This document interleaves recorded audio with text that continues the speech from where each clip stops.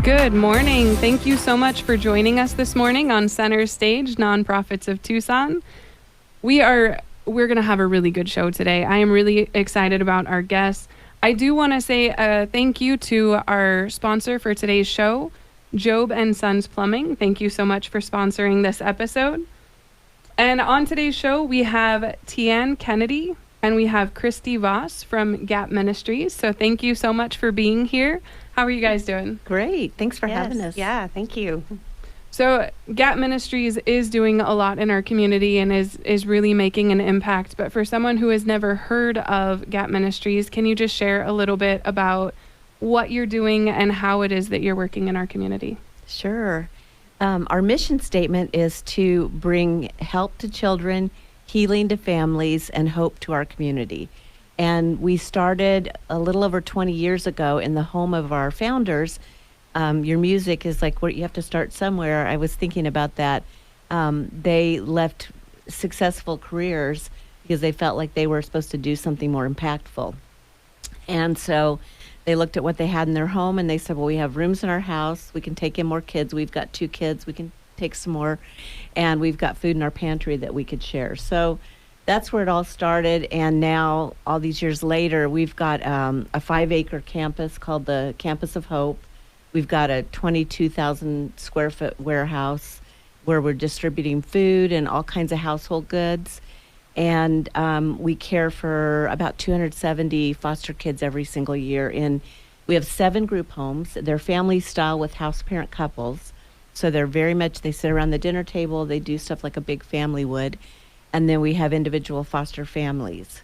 So we're doing all kinds of things. We say really kids are at the heart of everything that we do, but our goal is to break these generational cycles of poverty and abuse because we'd like nothing better than to be put out of business and not have any more foster kids coming in. That's a really good goal. Yeah. I love that, to be put out of business. Yeah. That would be a really good thing. I know. So, yeah. And these kids that, that they really need the help. They need the resources. They need people who care about them and who will come alongside them, and having that support for the families as well that are getting, trying to keep their kids out of the foster care system or who are struggling. And if a family is struggling, if they're needing some help, what are some of the resources that you offer to those families? Well, I'll address that. Christy's going to talk a little bit about volunteering in a bit. But we, at the warehouse, the community warehouse, and people can find more about it on our website and find the hours of operation and who qualifies. But we open it up 4 days a week for people to come and get food. And that's for anyone. You don't have to show ID. If you could use a little help with fresh produce and whatever we've gotten in, eggs, cheese, meat, lots of produce. You can come, and we have limits on it for each family, but you can come and you shop for what you need, what you want. And then for people that qualify, it's people on access, veterans, refugees, foster families, a variety of people, seniors. They can come once a month and get vouchers to buy different kinds of household goods that they might need: hygiene products, diapers, clothing, Small appliances. Yeah, lots of things. It just depends on what we've gotten in, and we have a lot of retail organizations that donate to us and we partner with. And so we take what we need for our programs, for the kids that we serve, for the families that we serve. We have a career program that we help people get back on their feet that are coming out of sometimes incarceration, drug addiction programs. So we might be using some of the donated items to get them set up in an apartment, that type of thing. But everything else, all the excess goes out into the community. And last year we gave out $4.5 million worth of food and other items to people in this community. Wow. That's amazing. Yeah. And for the people that are coming in to get food, is that just on a walk-in basis then, if they come in during the hours that you're open? Yes. They just walk in, and they have to go to the website to see when we're open. They just show up and come on in and shop. And I'll tell you, our warehouse is amazing. We're going to talk a little bit about volunteers, but it's pretty much 99% volunteer run. We have 1.5 paid employees in that huge structure that looks Wow. like a Costco when you see it. And all the people other than that are volunteers. And lots of them came to us initially for help. And then they liked being there and helping others. So they come. We have volunteers that have been there 12 years and come 20, 30 hours a week. Yes. So Wow. they They're love retired it. and they love Yeah. coming every day. The camaraderie that they have and the fun they have, and just I read the Google reviews and the things people say about, they're like, everybody's smiling, everybody makes you feel like you matter, they care, and it's just really a neat place. That in itself is huge. Oh my goodness. is. Being able to walk into a place and feel like you're welcome and people care, and to have so many volunteers, that says a lot about the ministry and its effectiveness, because having people that are so interested in giving their own time shows that they really see Yeah. the value, they see the impact that you're making in the community. Yeah, it's a special place. It is. And then we also have a commercial kitchen, and that is another way we help children in need. We do about 1,000 meals. Well, in the summer we did 600 a day to low-income daycares, places like that. But normally during the school year, about 1,000 meals a week to seniors that are stuck at home. We partner with other organizations for Meals on Wheels and low-income daycares, schools, shelters. So that's another area. And then we have, with the career training I was talking about, one of the programs is in the culinary. So we've had, in the last 5 years, lots of people go through the culinary program, working at fabulous restaurants, the Charo restaurants and Say's Kitchen, and Yeah. Some have gone on to the Sands Club and Mhm. yeah, open their own places. yeah, or- we have food trucks. Wow. And Yeah. so that's been really really cool. exciting to see. And that was another way, when we started it, we really didn't realize how much it impacted foster care, but then we started seeing how many of these people had kids who were in foster care because they're coming out of prison, or Yeah. they were in foster care as children themselves. So Wow. it's really cool how it's all full circle. And we've Yeah. expanded that career recently to add more tracks for people to try. There's a retail track and there's a warehouse training track. And Yeah. so a lot of different avenues for people. And we're looking for different ways that we can do that all the time. And are those provided free to people that are working with you in the programs? Yes, if you Mhm. qualify, you come in and you apply, and it's free.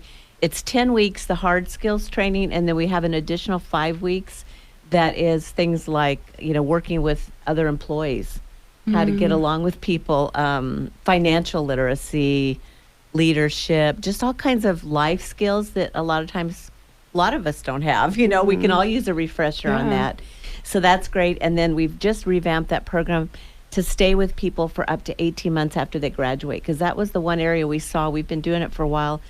People would do very well, but then life happens, and sometimes you don't have the resources and skills to keep on track. So we're adding 18 months of follow-up, 18 to 24 months of follow-up for people that want it to get more, if they want counseling, if they want help with finding housing or a bus pass when they're in between jobs. Just, we want them to stay healthy and get better. And 18 months for people that have worked with people coming out of addiction and all that seems to be kind of a magic number, that if you can make it that long, you start developing new habits, new friends, new ways of doing things, and you're more successful. Yeah. So with some of those partnerships, are there opportunities for local businesses or people who want to come and to help teach someone who's going through one of those tracks? We are still looking for businesses. We had auto mechanics training, and the people we were partnering with before, They were bought out. And Yeah. so we kind of, a That didn't- California firm bought them, and they didn't have any interest in doing it. But we would like another auto mechanics track. That was very popular. And then any others, there's so many businesses out there struggling to get employees, and we've got people that are eager to have the American dream. They want to work because, they would like to have a house and a family and do the things that, they'd made some mistakes before and gotten on wrong tracks. So, yes, if businesses are interested in partnering with us, I would say call us. Even if it was just some kind of an internship program, we could partner with you. You could take one student at a time. We're open to all of that. yeah. And what is the website for someone who wants to get involved, either who needs services or someone who wants to get involved in volunteering? Or anything. Anything. It's gapmin.com. So GAPMIN, short for ministries.com. And then from there you can look for the community warehouse is the warehouse we were talking about. There's a volunteer page, how to volunteer. There's a page for getting signed up to be part of the Career Plus program. Exactly. All Yeah. of that, So yeah. hopefully and if they can't, they can call us. And And those requirements are they listed on the They website are. so they know if Mhm. they're eligible or not? the application's right there. They can Yeah. fill it out and put it in. I'll be contacted about next steps. Perfect. If there's someone who would like to be able to come in person to ask some questions, are there specific hours that are best for them to try to contact someone or try to come in for a meeting? Yeah, we're usually open 9 to 5 as far as the admin offices. I would Okay. say call first and make sure the person you're trying to meet with, for instance, Sam or Matthew in the Career Plus, that they're not teaching a class or have gone out to work, work with a business to talk Yeah. about partnerships. Call first and make an appointment. Yeah, but absolutely come in And what is that phone number to make an appointment? It's 520-877-8077. Okay. So again, if you're just tuning in, we are talking to Tian Kennedy and to Christy Voss with Gap Ministries. And we are listening to a little bit about what they're doing in the community and the impact that they're making through foster families, for kids, for adults who also qualify in a number of different areas. When we come back from the break, we will continue talking about this, but just one more time, can you give us the website and the phone number if someone wants to get involved? Absolutely. It's gapmin.com, GAPMIN.com, and it's 520-877-8077. And the people who qualify for services, can you give us that list one more time? That would be people on access insurance, veterans, both active and retired, senior citizens, foster families, kinship families, tribal families, that's right, tribal and members. refugees, yes. Okay, great. And we'll hear more about volunteering opportunities when we're back. Thank you so much. We'll be back soon. We're so glad to have you tuning in this morning. We have Tian Kennedy and Christy Voss from Gap Ministries. And just in case you're just now tuning in, can we get just a very quick recap of what Gap Ministries is, who you're reaching out to, and some of the services you provide? We are a social services organization that reaches our primary focus is children, and from there we want to try to break cycles of poverty and abuse that lead to people needing to put their children in foster care, or if they are already in foster care, help them get their children and get their lives back on track to not have to be in those cycles of poverty and abuse anymore. So we have several different ways they can get involved or get help that they need to get out of those cycles. Yeah, so we've talked about, some of the kids and the things that they need, the parents and things that they need, the opportunities, the resources. There's a lot going on. There's a lot involved in this. This is not just a tiny little one-track thing. This is big, and the impact is huge. And so we've also talked a little bit about how this is primarily run by volunteers. There are people that are volunteering a lot of their time to make this happen. And, that in itself just speaks so much to the impact that Gap Ministries is having on Tucson. And so I'm hoping that some of our listeners are hearing this and thinking, maybe this is something that I'd like to get involved in. I care about our community. I care about kids. I care about these families who need help. And so if someone is listening and they're starting to think this, we want to be able to give them those resources. So how can they get involved? What can they do to volunteer? First steps, what do we do with volunteering? Well, anybody can go to our website at GAPMIN, GAPMIN.com, and get connected to volunteer with us. We have a volunteer page where they can fill out an application. There's listed a bunch of different ways that they can be involved, or things that they can look at and say, oh, that sounds interesting to me. I think I'd like information about that. And when they submit the application, I make contact with them and get them connected with an area that they would like to be, or the area that we have the greatest need right now, and just have people connect to us through that. That's the easiest way to get started with getting involved with volunteering. we mentioned about how many volunteers we have that are with us so much, but you don't have to be able to come every day a week to be able to volunteer with us. Just 2 or 3 hours a week, or if you have a group of people from church or from school or from different organizations, work that want to come and volunteer somewhere, help out in their community. That's a great way to connect with us as well. And we utilize group help a lot, and it's really very beneficial for us.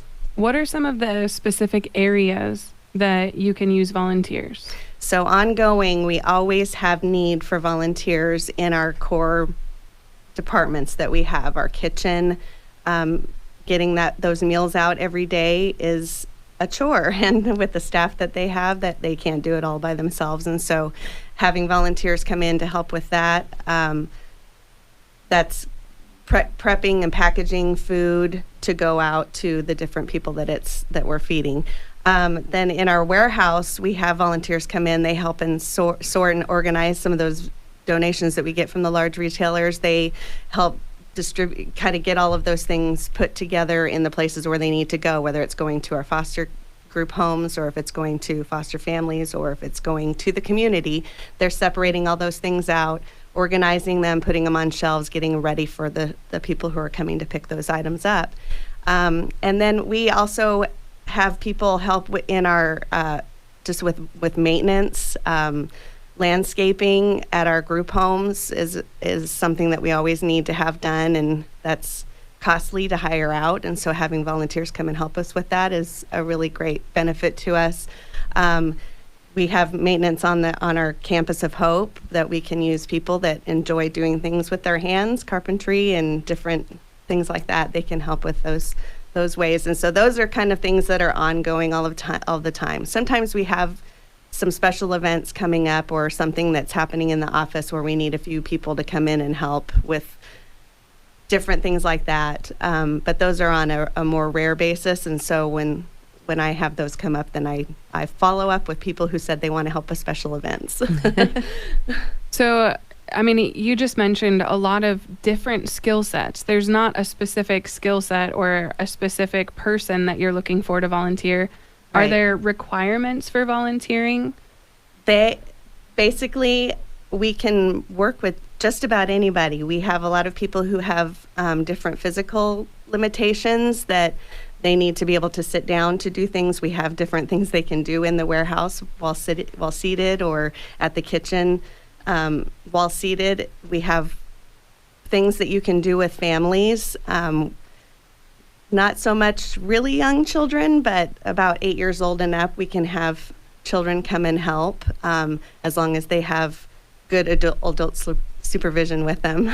Yeah. Making sure they're not running around too much. But yeah, there's not really a whole lot of limitations. If you're willing to come, we would love to use your help. We even have opportunities for people who are needing community service. Both court mandated, and we have students who come in that need school community service hours for their transcripts, and so they come in and put in some time with us too, and we're able to give the hours verification if we need to for those type of things as well. That's awesome. For a group who wants to come in, are there a minimum or maximum number of people that you can have come in groups, or is it just based on the needs at the time? So minimum, we say about 5, just because if it's less than that, then it's more difficult to try to get a group activity for a smaller group than that. So about 5, depending on where they're helping. We do have groups that will, like we have a school group coming in a couple weeks that they have 50 people. And so we're splitting them up into various areas to make sure that all areas are covered, but we want to accommodate larger groups like that. We can't do that every day, but we can do that on different occasions where we can set that up ahead of time and make sure that they're helping in many different ways. And it's great to do that because we see the fruit of their labor helping in several different ways, and it's covering a lot of bases for us. So I would say for a normal group, about 15 to 20 would be about a maximum, a good size maximum, but we can accommodate splitting things up into various areas at the same time. Awesome. And for someone who maybe is more needing to do something from home, are there ever opportunities where they can, do something else other than just coming in physically and working? Are there other opportunities? There is not as much because of how much is on-site need for us. We have so much that we need right there in our location. But we have had a couple of times where some organizations have put together school supplies packs that they were reaching out and figuring out from us exactly what we needed, and we were able to submit to them some school items that we don't usually get donated, and they were able to put together some packs to bring those in that we could just quickly put right into a backpack for our foster kids and that kind of thing. Valentine, that's an awesome idea. We had a church group wanted to bless all the house parents because that's a hard job having 10 kids that are coming from all different backgrounds, and they put together really nice Valentine's goodie bag or baskets for the moms and dads who are those house parents. And we've had people do Easter baskets. Yes, there's been Christmas some that have stockings. done making quilts together. They were making quilts for the foster kids and That's so cool. foster families. Or a and drive if somebody wanted to do some kind of a canned food drive. Yep. I mean, we're open to things. If people call and say, I have this great idea, I was thinking about, my two daughters like to stamp, and we would like to send cards to encourage your foster families every month. Maybe we do that. I don't know. We're up for things if you have ideas. Yes, we I are. love definitely. that. There's so many unique things because we're talking about people and families who that encouragement is a Right. big deal. It's so meaningful to them. And if someone wants to donate either items, physical items, or if they would like to donate financially, how can they do that and how can they find what is needed? We have if you go to, it's on our website, but I'll give you a quicker way to get to it. We have something called gapwishlist.com. Is that right? Yeah. Yes. Gapwishlist.com. And that takes you to a page that has all kinds of, each of the departments have said that the Splash group homes could really use this. The kitchen needs this. The warehouse could use this. So it's just kind of their wish list. It's on Amazon. So you would just go on Amazon, order it, and have it shipped to Gap. Super easy. And that's specifically things they really need. Mm-hmm. And then, of course, cash donations, we qualify for the foster care tax credit. So $500 for individuals, $1,000 for couples, and that's 100%. That instead of paying the state of Arizona your taxes, you can choose to give to Gap Ministries, and it's 100%. I wouldn't say refundable, but it's in lieu of your taxes. Instead of paying the government, you pay and help families and kids in need. So that's great. We have an event going on right now to encourage a culture of monthly giving, even if it's just $5 a month, which is $60 a year. And we call it the Summer Heat Wave because summer's a really slow time for most organizations because people go to nice places in the mountains or on the seacoast. And the rest of us stuck here in this heat are trying to get things done still. So the heatwave.gapmin.com tells more about that. And if you decide to sign up to be a monthly donor for $5 or more, you get entered in drawings. And we have some really great resorts that donated 2-night stays. White Stallion Ranch, Tanque Verde, Lowe's, and Desert Diamond Casino. Those are the ones that are still left. Plus, we have other things like Bearizona and all kinds of fun things. Chick-fil-A, EG's, but Tucson Botanical Gardens. Several different and places. how do you do that? How do you get Well, they can go to registered for that? gapmin.com, and then it's on the very front page. You'll see Heat Wave, and you can click there and go to it. Or you can also go to heatwave.gapmin.com. And it's becoming a monthly donor for $5 or whatever's a good amount for you. And that's completely tax deductible and it qualifies for the foster care tax credit.